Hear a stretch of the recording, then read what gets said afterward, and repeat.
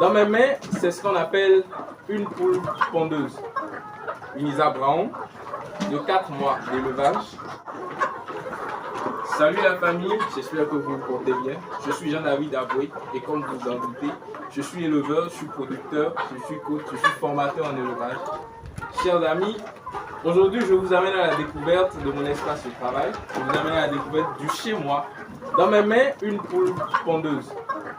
Une Isa Brown de 4 mois d'élevage qui sera d'ici le mois prochain se prête à commencer sa noble carrière de pondeuse d'or. C'est ce qu'il allait vous dire. Ce soir, je veux aborder avec vous les secrets de l'entrepreneuriat avicole. Quand je parle de secrets de l'entrepreneuriat avicole, vous me direz, oui, on en sait beaucoup. Mais laissez-moi vous parler des clés de réussite en entrepreneuriat avicole. Voyez-vous, vous avez l'argent, vous pouvez vouloir entreprendre avec de gros capitaux, engager des techniciens sur votre ferme, investir dans l'immobilisation, dans l'alimentation, dans l'achat des animaux. Et vous pouvez toutefois échouer même après avoir investi des millions, voire des milliards. Ce soir, je vous parle pas de la nécessité d'une formation, je vous parle de la nécessité d'une planification, de la nécessité de l'établissement de son réseau de travail. Alors, où est-ce que je veux en venir? Je veux vous dire ce soir que réussir dans l'entrepreneuriat avicole impose un certain sérieux. Un certain sérieux en ce sens que l'investissement n'est pas seulement de l'investissement d'argent, c'est d'abord de l'investissement de soi. Allons-y en détail. First step. Première étape, au lieu de chercher à avoir des collaborateurs, au lieu de chercher à investir et miser sa fortune sur un certain technicien, cherchez à vous faire former. Voilà ce que vous diraient les coachs, voilà ce que vous diront les formateurs en aviculture. Ce soir, je vous tiens un tout autre discours. Vous voulez réussir en aviculture? Cherchez à établir votre marché. Retenez d'abord que l'aviculture, bien que ce soit question d'élevage, c'est d'abord une entreprise. Et une entreprise fonctionne sur l'achat et la vente. Lorsque vous produisez et que vous n'avez pas un marché déjà en attente, prêt à consommer, vous risquez d'énormes pertes. Vous risquez des années de dur labeur, vous risquez l'investissement de tant d'années sur la base de rien du tout. Alors ce soir, je m'en vais vous dire, vous êtes désireux d'entreprendre dans l'aviculture, établissez votre marché.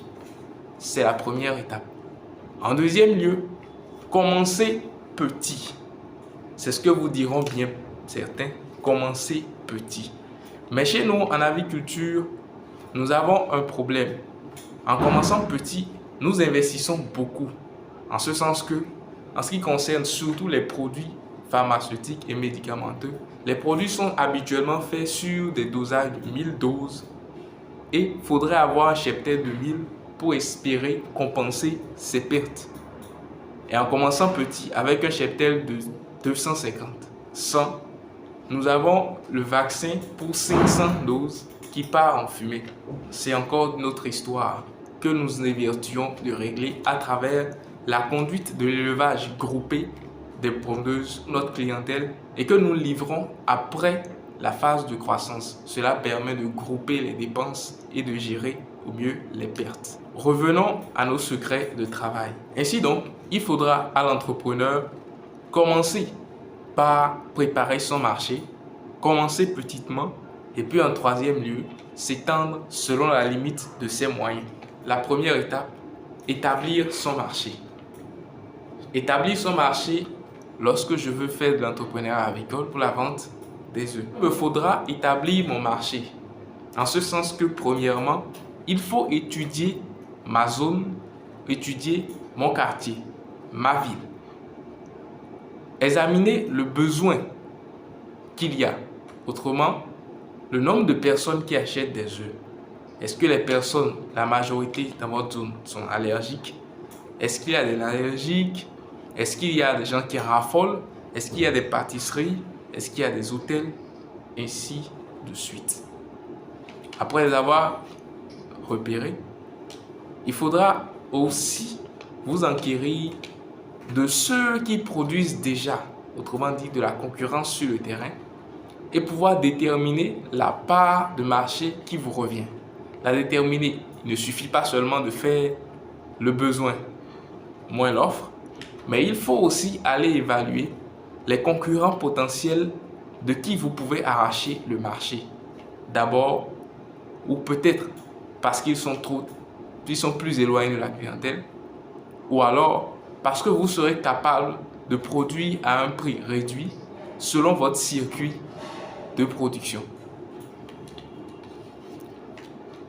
La deuxième étape pour cette première partie, il s'agira d'aller voir, de sortir de chez vous, d'aller voir des producteurs expérimentés qui produisent déjà, d'établir avec eux des partenariats commerciaux, leur acheter le produit, revenir chez vous et commencer la distribution. Ça vous permet de mieux évaluer les enquêtes préalables que vous aviez faites.